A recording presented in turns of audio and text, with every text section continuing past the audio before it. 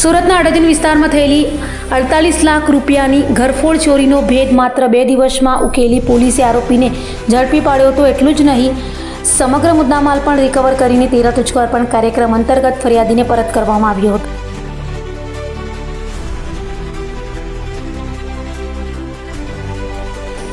સુરતના અડાજણ વિસ્તારમાં ગત 18 મે 2026ના રોજ 48 લાખ રૂપિયાની ઘરફોડ ચોરીની ગંભીર ઘટના બની હતી. ઘટનાની જાણ થતાં જ સુરત શહેર પોલીસ હરકતમાં આવી ગઈ હતી અને તપાસના ચક્રો ગતિમાન કરવામાં આવ્યા હતા. પોલીસની સતર્કતા, ટેકનિકલ સર્વેલન્સ અને ઝડપી તપાસના પરિણામે માત્ર 2 દિવસમાં જ આરોપીની અટકાયત કરવામાં સફળતા મળી હતી. તપાસ દરમિયાન ચોરીમાં ગયેલો સમગ્ર મુદ્દામાલ પણ પોલીસ દ્વારા કબજે કરવામાં આવ્યો હતો. ત્યારબાદ સુરત શહેર પોલીસ દ્વારા 13 તુચકો અર્પણ કાર્યક્રમ અંતર્ગત કાયદાકીય પ્રક્રિયા પૂર્ણ કરી ચોરીમાં ગયેલી સંપૂર્ણ 48 લાખ રૂપિયાની રકમ ફરિયાદીને પરત સોંપવામાં આવી હતી, જેથી તેઓએ પોલીસનો આભાર વ્યક્ત કર્યો હતો. મહેનત કરી અને જે હું વિચારતો હતો કે આટલા સમયમાં મારું રિકવર થશે, એની જગ્યાએ બહુ હું ન માની શકું એવા સમયમાં આ લોકોએ કેસ સોલ્વ કરી આપ્યો.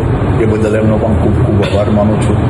બીજું કે સાહેબ 18/5 મારા ઘરે 2 થી 3 વાગે ઇન્સિડન્ટ બન્યો.